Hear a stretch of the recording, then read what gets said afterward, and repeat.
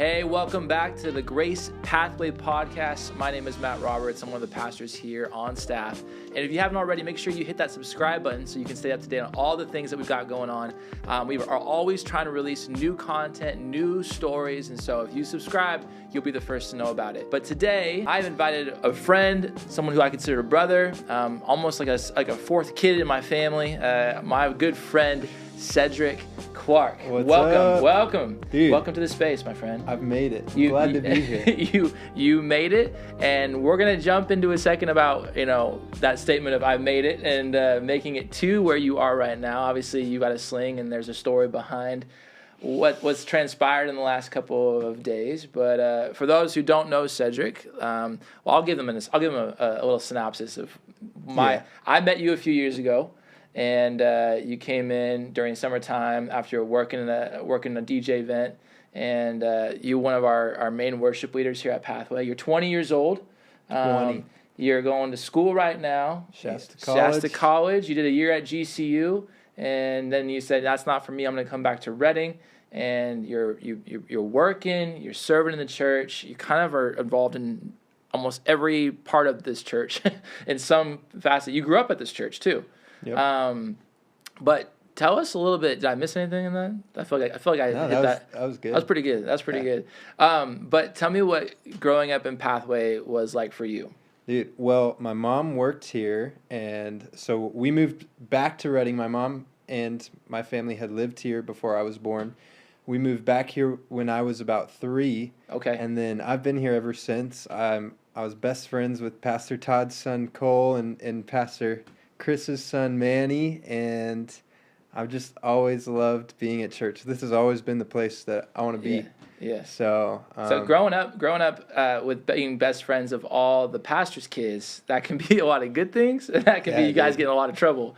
I'm sure it was probably the latter. You guys were always the well trained and yeah, dude. But and so tell me a little bit about your journey. I mean, growing up in church. We've talked about this many times on the story. I know from me as well, like growing up in church, you almost take church for granted. It's like grace is something that you just like, well, yeah, I was born into this. Like, I know Jesus has been part of my life, but it doesn't like click for you until it becomes your decision. When was that decision for you? Yeah. I think for a lot of my life, I knew the stories, and I knew I needed to be, I thought I need to be this perfect kid for Jesus and for my parents, but I didn't know that I was already made righteous and I was already worthy. I didn't understand the grace until junior year of high school through a series of conversations with Pastor Chris and then Pastor Tim taking me under his wing and mentoring me. That was when I really started diving into the Bible on my own and realizing who the Lord saw me as and what he did for me on the cross. Yeah. And so, that started when I was 16 and through the next few years, going into senior year of high school and going off to GCU, that's when I really took my faith into my own hands instead of just following what Pastor Bill was saying or what the pastor was telling me. And that's all great, but when I really started reading my Bible and having my own relationship with the Lord, that's when the grace became real. Yeah, that's good. It's like it becomes yours. Yeah. Like I always encourage, like if people have never ever left their home or ever take a step out of what they've known, what they feel comfortable in, like they got to do it at some point because that's when you hit that, like the rubber meets the road and you go, okay, I'm now without my structure, my rhythms, my systems, my parents. I don't have any of those people in my life. Now I'm forced to make the decisions of like, who do I want to be versus who have I always been? And I know you talked like, do I go back to GCU? Do I stay? You ended up staying. And tell me a little bit about, because some people might go like, that's weird. Like you're at GCU, it's a great university. Like why not go back? But that wasn't the best yes for you. What made you help?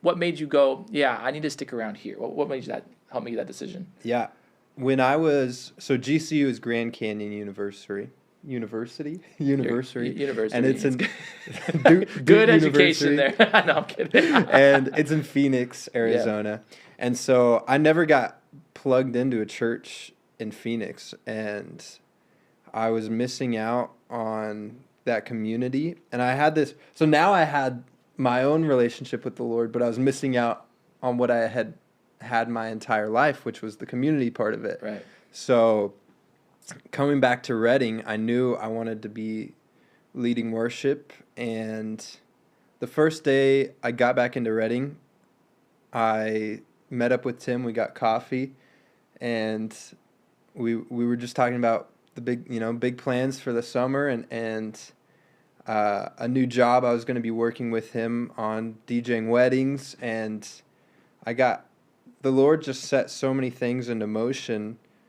And by the time I was leading worship again, I realized like this is what I was missing. And it's not just the leading worship, but it's the church family that's the biggest thing.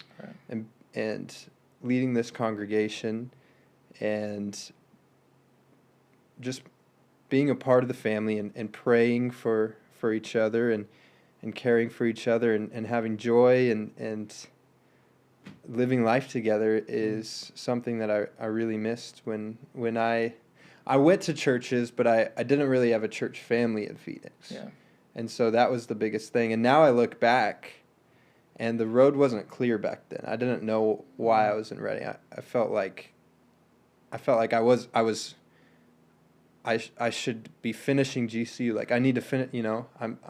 I was quitting it. I felt like I was a quitter, and looking back, I see that time at GCU was a time where God brought me so close to Him, and my relationship with Him became so strong, and bringing me back to Reading, so much good has come, and yeah. I've grown so close to people in this church and people in the community, and it's just been a blessing. Yeah, man. Well, I'm a firm believer of like you had to go through that hill and that valley to kind of get to that place where now it's like what was available, you have a greater appreciation of what you had, you know, versus like I said, we take it for granted. I was the same way. It's like my family's always going to be there, and then when you leave and you're like, oh, my family's not with me. Mm-hmm. Oh, but I'm now with my family. And when I got to go see my family, man, that's so good. Like it's good to be around family. But when you get a chance to come back, and I can relate. I mean, being gone for 10 years and coming back to this church, it's a special place. Mm-hmm. And the people of this church, the leaders of this church, Tim and I were the best friends. And so even knowing that, like, knowing what he does when he's around people and knowing that he was around you, it makes sense that even just calling that, helping you discover what that next step looks like for you and helping you in that journey as a young 20-year-old trying to navigate this world that's like, you should do this, you should do this, you should do this. And, oh, you got to have this figured out. It's like, well, hang on. What does God want? What do I want? And because I feel like that's what Pastor Bill always says. What do you want? What do you feel like God's put on your heart to do and pursue that? So, wow. Okay, so you've been back now. It's been, coming up on 2 years. Yeah. 2 years since you made that decision. And you've been leading worship. Obviously, if you've been a part of our church in some way, you've probably seen Cedric leading worship or praying with the prayer team or greeting people or serving. Like I said, you're everywhere. I love it. But let's talk. Let's go there. Dude. We need to talk about this. Because I know that your world got rocked literally a week and a half ago. Like rocks. Yeah, we'll throw in some rocks there. How do we want to do this? Do we want to tell your story? Should I tell you what I heard first, or do we want to go from here? I think you should start. Yeah. Okay. I think you should tell us, just give us some backstory. I'll lay the scene. Okay. Perfect. We'll get to where you come in. You tell us your. I'm a very small part in this story, so I don't. This has nothing to do with me. This is your story. I just know from my perspective, I was like, okay. So anyway, we both. What's cool about this, I'll say this, is that we both said, I feel like this needs to be a Grace Pathway story. Yeah. And I had that idea, and then you FaceTimed me, and you said, Matt, I feel like we need to tell this story. Yeah. And here we are. Okay. Yeah. So with that being said, tell us what happened a week ago Tuesday. So a week ago Tuesday, I was at work all day until about 5 p.m. Mm-hmm. And my friend Kaylee texted me and she's like, do you want to go look at the sunset? And I was like, yes, but the sunset is right at 5 p.m. And I was working on Hilltop. So I was like, let's go to the Bluffs. It's right next to where I'm working. We can get there quick because the sun's about to go down. So we head to the bluffs, walk up the trail to the first spot with the fence, and we hop right over that fence. The fence is a big deal on the news. And I will stand here and admit that you shouldn't hop over fences. I will no longer be. They're there for a reason. If there's a fence to keep people safe, stay behind the fence. And so I hopped over the fence. But let's give you some credit here. Yeah.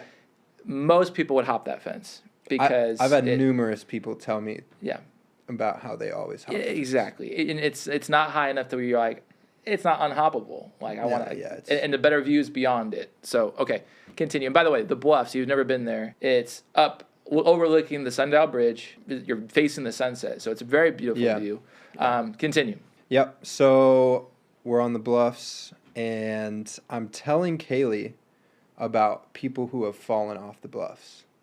I'm telling her. I told her specifically about a kid I had heard about who passed away falling off the bluffs. I heard about this like 5 years ago, right? Yeah. Okay. So I was telling her people have actually passed away falling off of this. And for some reason I'm saying this as we're on the other side of the fence. But in my mind, like that's like who's going to fall? Like that's not really going to happen to me, you know? Like that seems unbelievable. And so I get real close to the edge, and I'm looking over, and I tell her, I'm like, I think I would make it if I fell. And then I look again, and I'm like, actually, that's really high. I was like, you're not making that. I take it back. And at some point after I had told her this, the dirt under my foot caves in, and there's kind of a slope and then the cliff face. So there's probably maybe 10 feet of like this sloped portion before it's a total drop off. It's just flat all the way. So it's like it's a slow decline before the drop off. Before the face. So the rocks they move. Yeah. And you're facing the water. Yeah. And it goes. And I kind of slide down on my back, and I get stopped up on this slope. Just hanging there.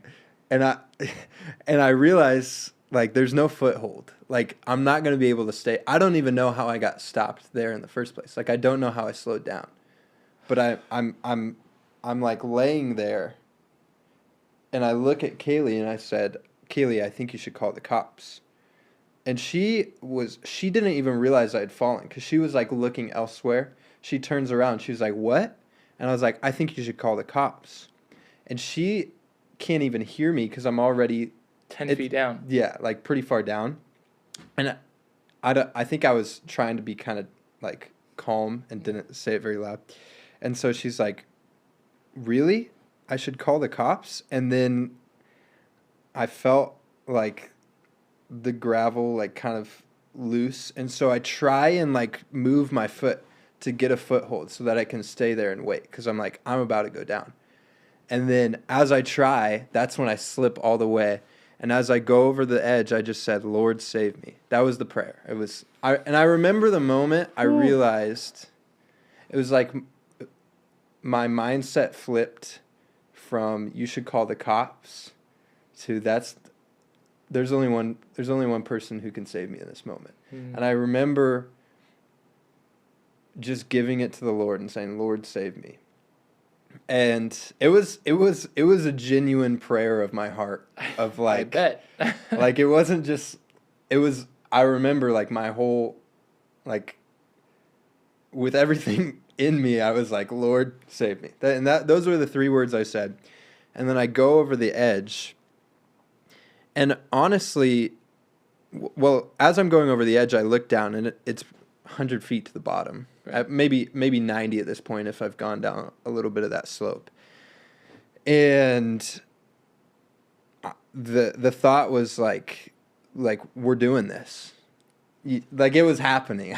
It wasn't necessarily it wasn't a ton of fear, but it was just the realization like this might be it. Yeah, like I might die. But I also knew the Lord had me. Like that prayer, I was like, okay. At this point, my mindset was on the Lord. And I was like, the Lord has got me no matter what, whether I don't make it. But I'm thinking, like, as I'm going over, I'm thinking I'm going to be paralyzed. I'm going to be dead. I'm not going to make it. Yeah. And so I fall probably 60 feet, which is That's like a 10-story building. it's a lot of feet. And I think what happened, I don't know exactly, but I think landed on a tree down there or something, because I have a big puncture in my leg. And I think what initially happened is I landed on my leg, and then I bounced 3 times. And I think one of the bounces was landing on my scapula, which is fractured. And then it kind of felt like tumbling down the mountain on a snowboard. Like, it didn't hurt, but it just felt like I was tumbling. Sure. And then I remember the moment I landed head first in the water. So you're tumbling and you land head first in the river? So I got flipped around, and basically, my back is facing towards The cliff? the cliff. Oh, shit. So I've now done a full flip onto my head from the tumbling. And I popped my head out of the water, and I was like, I'm alive. And then Miracle number 1. I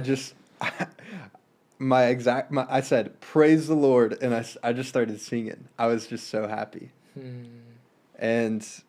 But I knew, there was no doubt in my mind that the Lord had saved my life. There wasn't even a question. Because you don't make it from that fall. And you don't make it.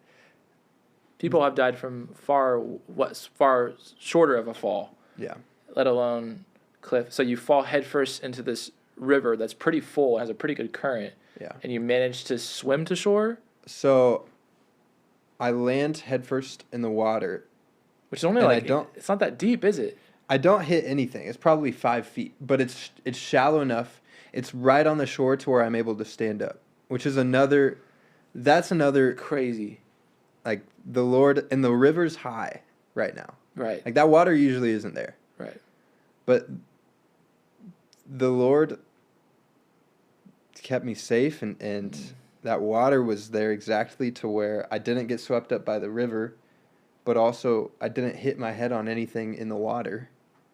I didn't touch a thing. Like, the water just caught me.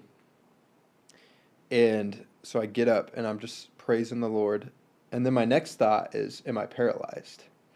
And so I kind of do a self-assessment, like, kind of feel, and I'm like, I'm fine. Like, I'm walking. And I start to take another step, and I realize this leg is hurting pretty bad, and it feels like my muscle's torn or something. Mm-hmm. And then there's a little piece of shore right there. So there's the river, there's trees all around. Right. And then there's just this tiny, probably 2x2 square of ground I was able to climb up to before there's just a cliff face. Mm-hmm. And so it's like the one spot that in the entire area I could have, like, climbed up and kind of sheltered myself, because I realized I was going to get really cold. And as I was climbing up onto that, I felt my shoulder, and I was like, I think there's something wrong. I figured it was fractured something in my shoulder too.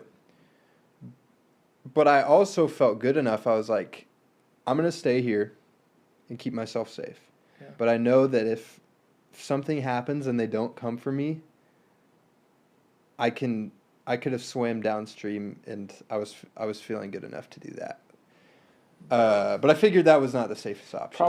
Probably not. So how long were you there before the boat, or because the helicopter, right? They had to find you first. Yeah. So it took about 40 minutes to find me. So Kaylee watches me fall. There's a guy also at the bluffs that wasn't with us, but he was nearby. So she calls him over she's like, "Can you help me? This guy just fell." And so he's calling for me, and I'm yelling back, but they can't hear me yell back. And so she calls the cops, and then she calls Roman, and then she calls Pastor Tim. Yeah. And Pastor Tim then calls you and Todd. Yeah. That's what all I got was. And this is when you know you love somebody. This is when you know, like, you're my boy and I love you. When I get a call and it says, Cedric is really hurt. We don't know the status. He fell off a cliff. We can't get a hold of him. It's all I heard. Woo! Right then in that moment, my wife and I just stopped everything. We started praying, and I just grabbed my keys and I ran down to the bluffs. And I meet up with the other young adults there, and they actually let me go by the marina. And right when I get there, the boat launches off, and I see the boat is going, crazy down the river to try and get you. But yeah, just praying, and I'm on the phone with Pastor Tim, Pastor Todd, and we're all just talking, like, okay, we're going this. It's a scary moment, man. Yeah. Especially I'd be on this side, not knowing where you were, not knowing your status, and then we're hearing helicopters and seeing, but we have no idea where you're at or how you're doing, but yeah, and Pastor Tim he's down in L.A. fighting fires, so he's not even in the city, so he's definitely freaking out.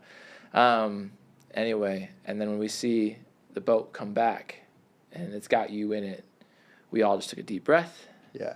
And then your first word to me was, you come up out of that boat limping. I'm like, he's walking? We're shocked. Like, again, miracle. And then you just go, yo! And I said, okay, he must have hit his head. I said, there's no way you should be walking. Yeah. Like, there's no way you should be paralyzed. How are you alive right now? No, man, we just praise God. Yeah. And obviously, you're still got some bandages, but to be able to walk from that, crazy. Yeah. Crazy. Yeah. So it took them about 40 minutes to even figure out, to even get a response from me. So they're doubtful for 40 minutes because I lost my phone somewhere on the hill, so I'm not able to contact anyone with my phone. And they can't hear me from the top, and they don't see me anywhere because I'm kind of huddled in this cove. Yeah. And so for 40 minutes, they're doubtful.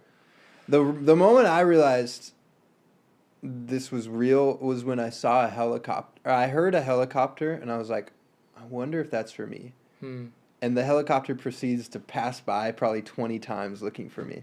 And I'm waving up at them, and they just keep passing by, and I'm like, they're looking for me. Wow. And at that point, by the time I got out of the water and I got huddled up on the shore, I was just praying for my friend Kaylee and for my parents and for everyone who didn't know where I was, because I knew I was in the best position. I knew that I was safe, and I was praising the Lord. I was in the best mood of my life. He just saved my life. Yeah. But everyone else is thinking I'm dead, and I knew that. So I was thinking through the best steps to make sure I was safe. So staying out of the water and making sure I had pressure on this leg. And I saw it was dark outside by the time they were looking for me, so I saw there were flashlights in the river. So I was trying to throw rocks into the river where they were looking with the flashlights, but I'm left-handed. And so I can't throw with this arm. And I'm like throwing these measly little, but I'm trying to get it far enough to where they see the rock drop in the river. Jeez. And so I was there was a certain grace on it that the Lord gave me peace and clear mind to where I was able to make good decisions and pray. And see, and I really was singing. I 100% don't doubt that. Revelation. You're always song, singing, dude. Period. But when God does something like that, you just can't help. Yeah. And man, rejoice. It's an overflowing, man. Dude. Oh, man. And then so it took an hour 20, I think, in total from them to find you. Yeah. To when the boat came. So after 40 minutes of looking for me, it was another 40 minutes getting the boat out to me. And the boat pulls up, and I'm like this. Just smiling. And as the boat gets closer, there was a guy named Dale who was the first one that made contact with me. And so they're pulling the boat up, and I'm like, "What's your name?" And he's like, "Oh, I'm Dale." And he's like, "I didn't expect to see you in this good of a mood, man." And the paramedic had said, I've heard a lot of calls like this, and the last thing I ever expected was for you to be sitting on the shore smiling and waving at us." And I'm so thankful for every one of those First people that saved my life. Yeah, man. I remember all their names. I won't say their names, but I remember that I knew there was a few thoughts that went through my head as I was waiting. Yeah. Like I was praying, and I had this moment of realization, or it was kind of a promise that I would not talk about it without telling everyone that if I mentioned me falling off a cliff, I was going to mention Jesus' name, that he saved me. And so I told him, I'm fine because Jesus saved me, you know. And the one of my buddies is a firefighter, and he said at the station they were talking about this story, and the guys who were there with me were like, "That guy was high on Jesus, man." So no, but high on Jesus. Yeah, then I get off the boat, I see you, I go, "Yo!" Oh man. And dude, I knew you would be there. I don't know why, but you were one of the people I was like, I bet I'm about to see Matt Roberts. Dude, yeah, I wasn't. Yeah, that was a moment that I will never forget. You know, when you're praying and you're just going, "Lord, we want to see our boy. I don't know what state he's in." Yeah,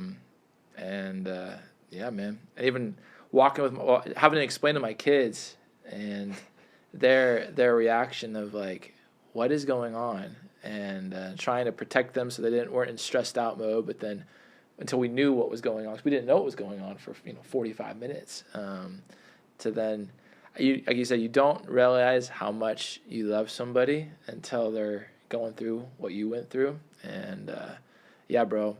I think I told you, I'm like, you know how loved you are, not just by this people at this church, but how much your Savior loves you. Yeah. Like, dude, not only does he love you enough to die on the cross for you, but he's got a big plan for you. Yeah. And the situation, this story, he's going to use it. And it was crazy because the next day, I remember you were supposed to be at work the next day working your other job, and I got called in to help. And I was talking with some of the guys who don't know Jesus, or at least they know Jesus, but they don't necessarily have a relationship with Jesus. And they're like, "Dude, did you hear about?" They call you Ricky. That's the other name they call you. Cedric, Cedi. I mean, the amount of names you have. Yeah. Ricky. And they're like, "Did you hear about Ricky?" And I was like, "Yeah, man, I was there." And they're like, "You were?" I'm like, "No, I saw him at the," and they're like, "It's crazy. Like, how lucky is that guy?" I'm like, "No, it's a miracle." Yeah. And it was cool because they started to go, "That is a miracle." Yeah. And I was like, God, you're doing something. Yeah. You're going to use this. Yeah. I mean, Pastor was talking about that this past weekend. The pain of your leg, the shoulder. Yeah, I mean, you did cross over the fence. Like, we won't, there's stay on fences, but everybody's done it, you know. But the pain that you're experiencing now, the devil intended something terrible, but God's going to use it for good. Yeah. And, yeah, bro. Yeah, I mean, and it's true. It's the stories are continuing to come out. People who are their faith is not super strong. Maybe they've experienced, well, God doesn't show up for me. This story is going through many people's homes and phones, and no, man, it's wild. God saved me. Yeah, and He did. Yeah. One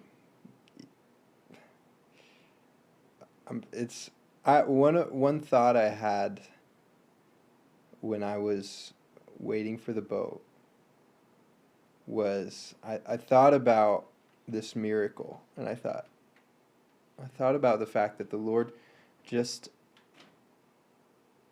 I could have been home with him, but he saved my life, and he saved my ability to walk, and to one thing that happened is I had a pneumothorax, which is a collapsed lung. And I guess I didn't know this at the time, but this was more of an afterthought. But After they do the tests and they run the scans and all that, yeah. We were waiting in the hospital, and they said, there's a small hole in your lung, and 9 times out of 10, this will heal. And so we're going to wait until 2 a.m. tonight and just make sure it heals. If it does, you can go home. And I remember, like, even though it's 90% chance it's going to be fine, it was a reminder of it's like the song, Great Are You, Lord. It's your breath in our lungs, so we'll pour out our praise. And I was reminded of how He's put this breath in me, and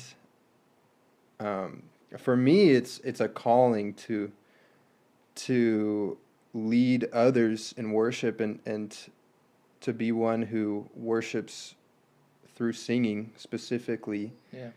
And so,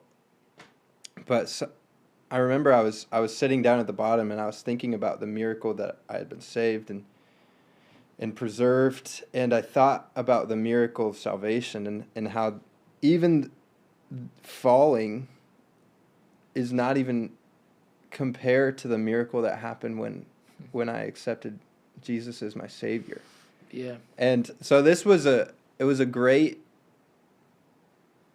was kind of something to look at and internalize the gift of salvation. Yeah. Because it's I think sometimes when you get saved as a kid, I've prayed hard about, and maybe this was an answer to that prayer, but I've prayed about really understanding and realizing the depth and the gravity of salvation. And I think this really helped me with that, because I realized, like, in a pretty clear way, that He saved me, and so. Oh, it's so good, bro. I mean, it's that light bulb moment of, like, it just hits differently. Yeah. Like, salvation, it's not by things that you see, it's by faith. Mm-hmm. But when you go through what you've been through, and it's like, when you experience childbirth and you experience the miracle of life, and you're like, whoa, like, it changes your whole world. Yeah. And I think this is one of those things that this just rocked your entire world. Yeah. And it rocked a lot of us too. And I think even knowing your heart for the Lord and seeing, like, you have this opportunity to use this to share the good news of Jesus. Yeah. It's pretty remarkable, man. Yeah. I always love to ask the question for people who are watching. I always know there's people from our church that watch, people who are just they enjoy these podcasts, they enjoy hearing stories. But, what would you say to somebody who's maybe never put their faith in God, or maybe never stepped foot in a church because they're just like, those people are weird, or I've had a bad incident, or I've been hurt by someone in the church, or there was a Christian that treated me wrong, or, and they got their walls up. Yeah. What would you say to someone who's maybe on the fence, and the power of your relationship with the Lord, but also just the power of being in godly community and church? And what would you say to someone like that? Yeah. Well, in reference to what happened last Tuesday, we're not everything we've said here today is true, and I really should have died, and God really did save me. I really said that prayer, Lord save me, and He did. And so have no reservations. The Lord is real, and He's merciful, and He's kind, and He's not. So Christians have done a bad job of sometimes we like to define who the Lord is, and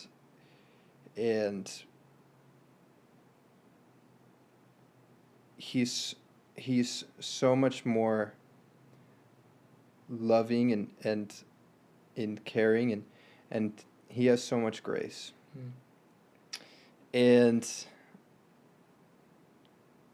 I would just invite you to give Him another shot if if you're on the fence, just try Jesus one more time. And it doesn't take much. All it took for me on that cliff was 3 words: Lord, save me. Yeah. And that's the same prayer when you've admitted that you're a sinner, Yeah. and you believe in the cross. You're at that point, you're just asking, Lord, save me. Yeah. That's all it takes. And he will do so much with a small prayer of faith. And so for anyone who doesn't believe, ask the Lord, who are you? And show yourself, Lord. And not in a you don't have to ask that question in like Lord, if you're real, send some thunder down, because right. maybe he'll do that, but I would say genuinely ask the Lord to show himself, and then look for him, and he will. That's good, man. And he's good. Yeah, that's good, bro. Every day. I love that you said every day is a gift. Every day is, and we are so forgetful of the gift that we have of breath in our lungs, bodies that we can move, and we're blessed with, a lot of us have vehicles and clothes on our back and money in our bank account and people in our life that love us, but we tend to take those things for granted. Even in doing so, take what Jesus did on the cross for granted. Yeah. And I'm not glad that you went through this. If I could, not have you go through this again, I would have done that. Yeah. However, bro, I'm very proud of you, and I'm blessed that I got to be a witness to your faith in your journey. And I know so many people are encouraged and I think their lives are going to be changed. And I know we talk about the ABCs. You admit, believe, choose. And if I would say this, if you're watching this, or you've maybe you've been to church before and you would say, I don't know if I have Jesus as my Lord and Savior, and you want to have that. All you have to do is admit you're a sinner, believe that Jesus came, he died on a cross, and he rose for you and for me, and then you have to choose to follow him, and you just tell God, I need you in my life. The Lord says, by grace you've been saved through faith. It's not the faith that saves us, it's by the grace that Jesus offers us. And so if that's you today, you can always email hello@pathwaychurch.life. You can leave a comment in the channel here and let us know.